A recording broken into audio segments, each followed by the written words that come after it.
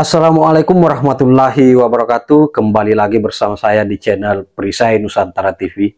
Setelah sekian lama Bapak Jenderal Luhut Binsar Panjaitan kembali muncul. Pak Jenderal Luhut Binsar Panjaitan kembali menyampaikan pidatonya di HKBP, di mana kita ketahui bersama bahwa hampir seluruh pidato yang disampaikan oleh beliau itu membuat para Sengkuniamang anak Abah itu kelonjotan ketika mendengarkan pidato yang disampaikan oleh Luhut Binsar Panjaitan.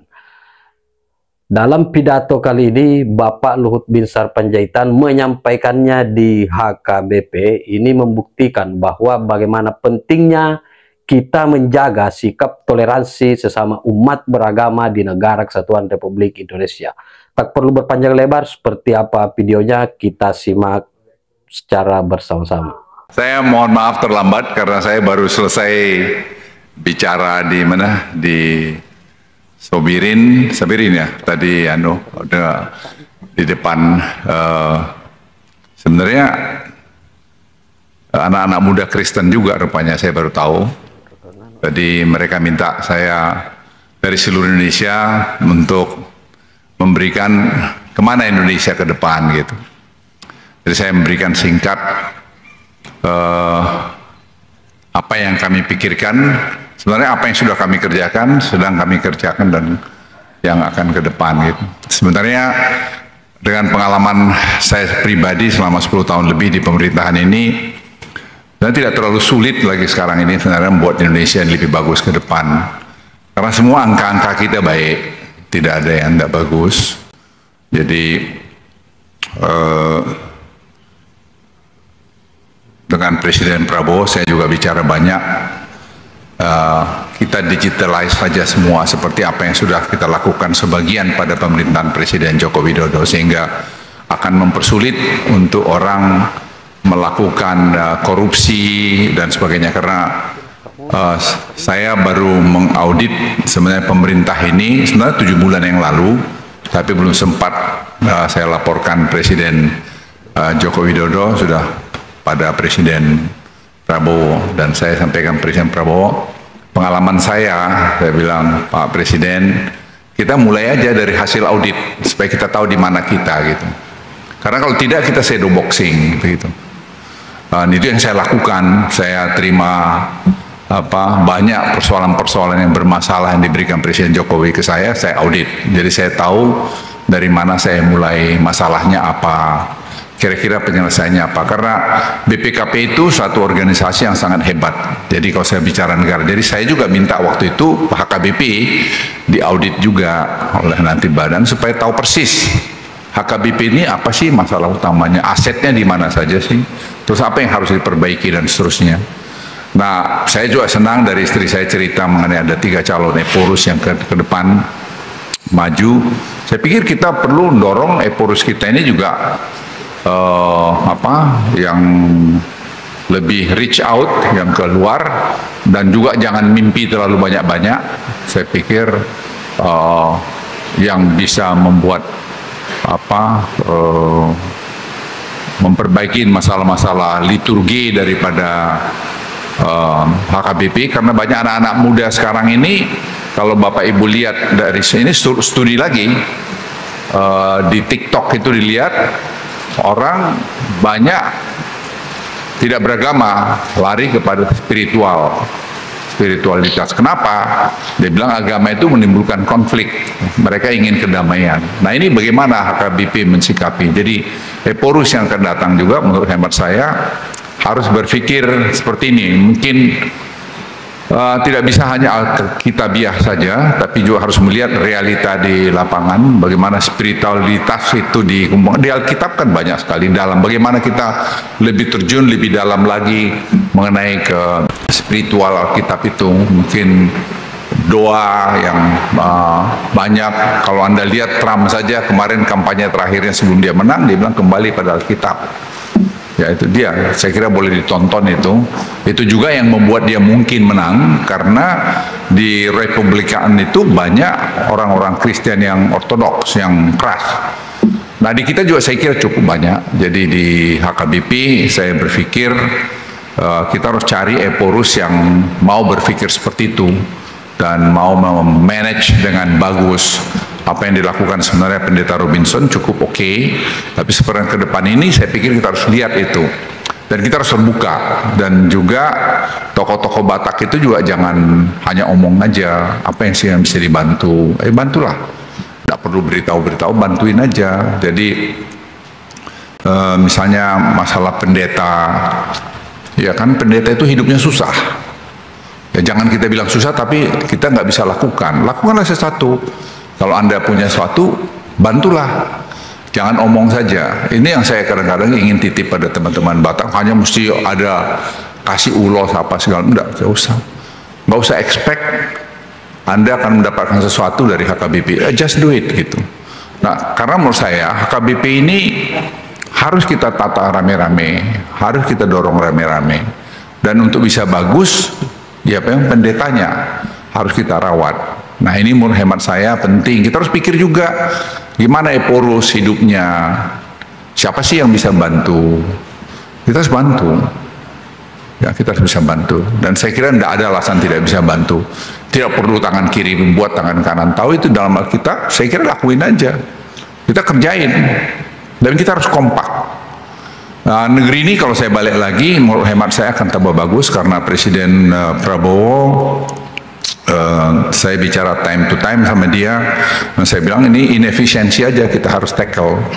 Makanya saya udah bilang semua digitalize, dan sekarang perintah itu digitalize, semua kita digitalize supaya semua dealing itu semua melalui digital. Jadi seperti misalnya e-katalog itu versi 6 akan beliau luncurkan nanti 1 bulan ke depan, itu hampir 85% dari semua belanja pemerintah akan melalui e-katalog. Waktu saya mulai e-katalog itu hanya 50.000 item. Hari ini 4 hari lalu ya, itu sudah 10,2 juta item. Jadi angkanya saya juga nggak yakin itu. Makanya waktu saya beritahu tidak akan ada OTT lagi, ya ada yang marah.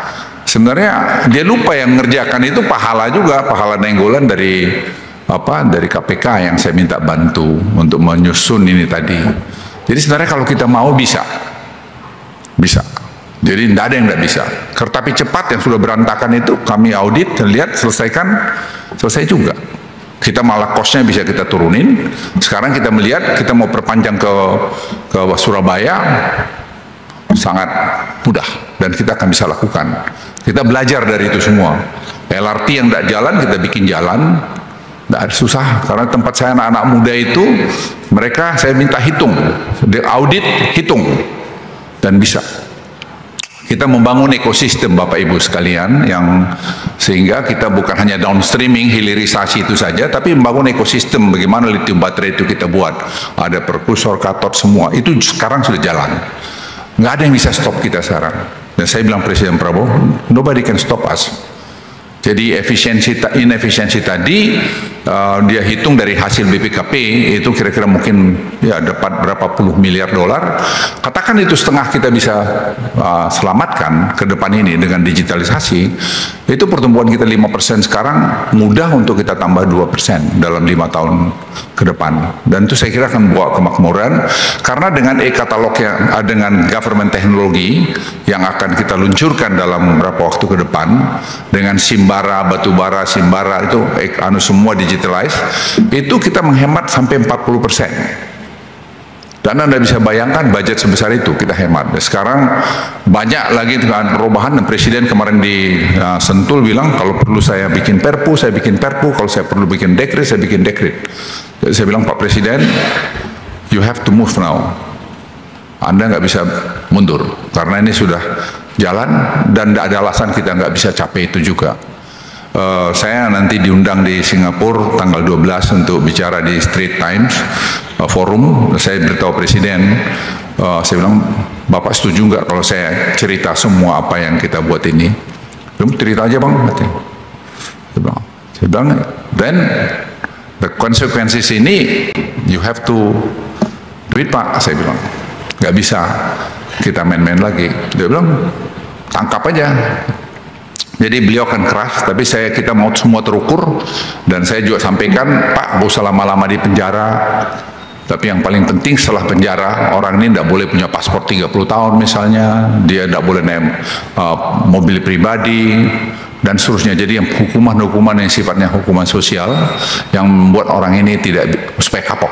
Jadi tidak boleh lagi dia punya hak politik kalau dia nanti masuk di penjara korupsi. Jadi Bapak Ibu sekalian, saya melihat Indonesia ini punya masa depan yang luar biasa hebat. Nah, orang Batak harus ikut berperan, dan gereja menurut saya HKBP itu berperan. Jangan orang-orang Batak kita ini tidak menjadi bagian, jangan hanya jadi sebagai pelengkap penderita, tapi gereja harus bisa mendorong anak-anak muda. Bapak Ibu sekalian, saya mau bicara agak pribadi saya, Del saya tanpa sadar sebenarnya this is mystery of life lah.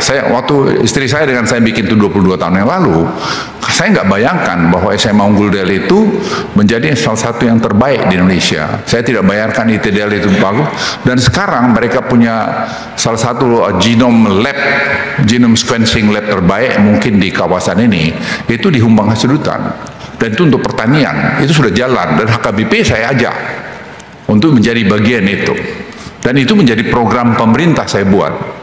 Nah, seperti ini menurut saya sangat bagus. Nah, HKBP, tapi saya sedih, itu Eporus belum pernah kasih speech di depan anak-anak SMA Unggul itu. Padahal mereka sekarang ada yang di Princeton, ada yang di Chicago, ada yang di Northwestern University. Itu semua anak dari kampung. Sekarang ada yang tadi ambil MBA di Harvard. Bapak Ibu, itu 95% adalah HKBP. Tapi Eporus nggak pernah. Kalau menurut saya Eporus, kalau perlu sekali sebulan datang sana ngomong, itu jemaat dia kok. Itu krem adalah kremnya orang Batak. Nah, seperti ini kita harus dorong baik-baik, kita harus giring.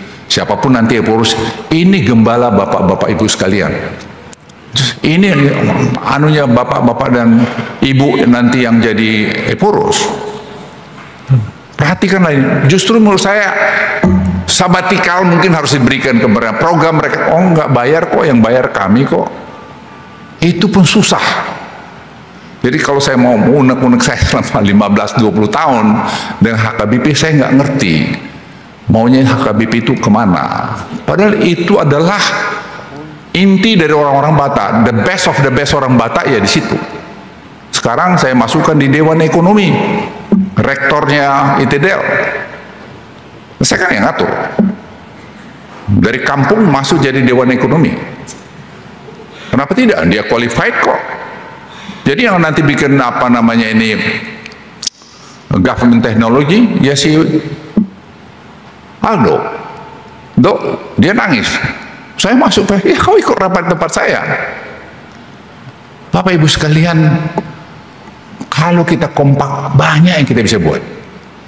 Orang Batak ini jangan terus, gak usah cemburu-cemburuan, biasa-biasa aja Pak. Ya, ada yang kita perlu cemburuin kok, akhirnya check out juga kok. Ada yang kita perlu sombongin juga Bapak Ibu sekalian. Saya 77 tahun umur saya, mau 78. Apa yang masa sombongin? Ya, enggak ada. Istri saya itu bilang sama saya ngomelin, Pak, kau mau apa lagi sih gitu. Kalau saya kerja, ya istri saya ini kan sakti ya. Ya. Ya. Jadi saya sungguh pada Bapak Ibu sekalian, nggak ada yang perlu kita sombongin. Tidak ada jabatan yang saya nggak dapat. Kemudian setelah saya lihat waktu saya sakit, itu puncaknya. Ya doa saya hanya ya singkat ya, makanya saya ditegur istri, kok kamu jadi doa bahasa Inggris? Karena yang doa yang saya ingat hanya itu aja, the Father, the Son, and the Holy Spirit. Itu aja. Please heal me, help me God. Itu aja. Udah tuh aku udah saran lagi. Jadi kita ini nggak ada apa-apanya Bapak Ibu sekalian, nggak ada. Percaya sama saya lah, nggak ada apa-apanya, nggak ada yang perlu kita sombongin. Ya karena nggak ada gunanya. Nggak ada gunanya. Kita kerjasama aja, saling bantu, saling dukung. Ya marah boleh, ya nggak suka boleh, tapi ngapain mesti dendam, mesti melihara dendam itu di kita. Semua di Alkitab itu ada kok. Kita aja yang sombong tidak mau melakukan. Kita cemburu cepat pada orang lain. Apa yang dicemburuin Bapak Ibu sekalian? Saya udah merasakan titik pada satu titik, wah, udah aku check out ini gitu. Doa saya cuma itu aja. Terus terakhir, Tuhan kehendakmu jadilah. Udah. Ntar lagi. Jadi saya titip baik HKBP kompak. Kita cari Eporus yang bisa mengayomin semua, yang hidup bagus. Ya, kita harus support. Jangan pula Eporus kita itu ya menderita. Jangan. Dan itu yang saya bilang pada Pak Presiden, Pak, ini pejabat pemerintah ini Bapak harus ingatin. Jangan dia dilayanin, dia harus melayanin. Jadi saya bilang masih ada pakai pengawal, terus Presiden bilang, Bang, aku mau kurangin jumlah pengawalku dari berapa? 14, sekarang tinggal 7. Dia mau bilang mau bikin sampai ke 5. Semua mau begitu. Saya bilang HKBP pun sama.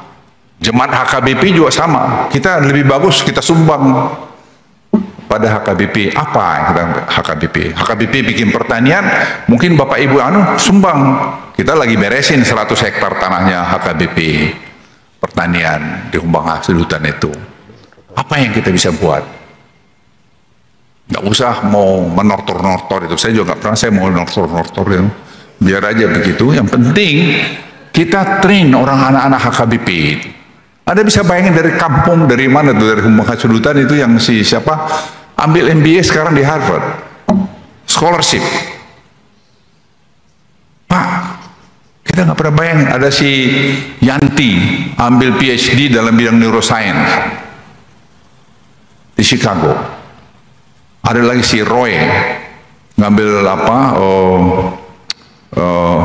AI di apa Emory. Ada lagi si siapa lagi perempuan satu itu di Princeton, Yunita. Straight for Pak. Summa cum laude Pak. Itu jemaat HKBP Pak, Ibu. Jemaat HKBP. Itu anak-anak dari kampung Pak. Bisa dilatih. Nah itu Bapak Ibu doakanlah itu. Bawalah dalam doa mereka itu. Itu merubah masa depan orang Batak itu. Dan Indonesia ini. Dan saya beritahu mereka, kau nggak boleh berhenti sekolah karena masalah finance. Nggak boleh. Dan saya kasih mereka, pokoknya kamu kalau bisa maintain straight for, saya kasih additional buat kalian. Saya kasih Pak. Kenapa? Biar dia bangga jadi orang Batak itu. Dan kau nggak boleh pulang. Kau tinggal dulu di sana, belajar berapa lama. Tsinghua University nomor 1 di Cina itu, saya minta 50 undergrad Pak. Maka saya hubungannya dengan Cina bahwa itu anak-anak SMA unggul itu sekarang ambil PhD, ambil undergrad juga di sana. Jadi ayo Pak, semua kita punya talenta, punya kemampuan masing-masing sesuai dengan anunya masing. Kita sumbangkan untuk membuat anak-anak Batak itu hebat. Itu aja dari saya. Jadi Inang pendeta yang mau calon Eporus, ya mungkin kita bisa punya Eporus perempuan, you never know. Ya, kita mungkin punya Pak Sekjen yang calon juga Eporus. Kalau Bapak jadi Eporus, lanjutlah berdoa ke situ tuh. Nggak usah datangin aja Pak, reach out. Pak Robinson saya kira sudah pergi ke, tidak harus berdoa ke Jakarta karena banyak ini, enggak, tapi kan harus kita urus juga. Ya kalau dia nggak bisa hidup kan kasihan juga. Diam-diam aja kan bisa diurus. Itu aja dari saya Mang Inang, mudah-mudahan manfaatnya yang saya ngomong ini ada, dan kita tetap akan mencari the best of the best orang Batak untuk sekolah, karena bagaimanapun ya saya lihat bahwa ya gimana ya, tetap ada diskriminasi itu, dan ya kita harus siap. Makanya saya mau bikin fakultas kedokteran, rumah sakit dengan fakultas kedokteran. Nanti kerjasama dengan Cina juga, jadi sister hospital dengan Cina, tidak untuk profit center, sama dengan Dell, supaya nanti bisa anak-anak pintar kita sekolah kedokteran yang bagus, sehingga nanti kita punya dokter yang bagus-bagus di kampung kita. Dan pertanian yang nanti Bapak coba datang lihat nanti di Humbang Hasudutan, itu pertanian yang sudah hampir 4 tahun saya kerjakan, itu mereka sudah mulai akan produksi nanti memang bibit-bibit unggul yang kelas, dari baik nanti kentang maupun nanti kokoa maupun nanti hamijon. Ternyata hamijon itu ekspornya itu nilai hamijon itu 4,3 miliar dolar, 2,3 atau 4,3, saya lupa angkanya, dan itu paling banyak di kampung kita. Jadi sekarang kita lagi olah ini, dan tuh orang-orang Humbang Hasudutan tuh akan sangat kaya ke depan ini. Dan sekarang mereka sudah, kalau Bapak Ibu pergi sana sudah macet, karena pertanian mereka sudah bagus, jadi jual kentang dia, onion dia, cabai dia, semua sebagus. Dan saya kira untuk 3-4 tahun ke depan itu akan menjadi daerah yang sangat bagus. Itu nanti luasnya saya ambil 15.000 hektar, tapi sekarang kita mulai kerjakan, itu kita berikan kepada masyarakat 2 hektar per keluarga untuk mereka punya, sehingga nggak ada yang mikirin itu Pak. Saya relinquish dari TPL itu, relinquish dari TPL, kemudian kasih sertifikat, saya bilang Presiden Jokowi, bagiin aja Pak masyarakat, kita bagikan itu. Jadi, tapi tidak boleh dia jual, dan hanya untuk pertanian, supaya perdanaan. Kemudian kita bikin kooperasinya, sehingga sekarang itu Van Basten yang ngurus, ya dari UI dia yang ngerjain. Sekarang dia jadi kepala otorita di situ. Itu sekarang otorita saya buat dan special economic zone yang dia mulai bisa dari researchnya. Jadi ekosistem, balik-balik kita bangun ekosistem. Ada tadi researchnya, ada tempat nanamnya, ada tadi pabriknya. Itu aja, mungkin Bapak lihat sana sendiri, seeing is believing, daripada saya terlalu banyak ngoceh. Terima kasih, selamat pagi.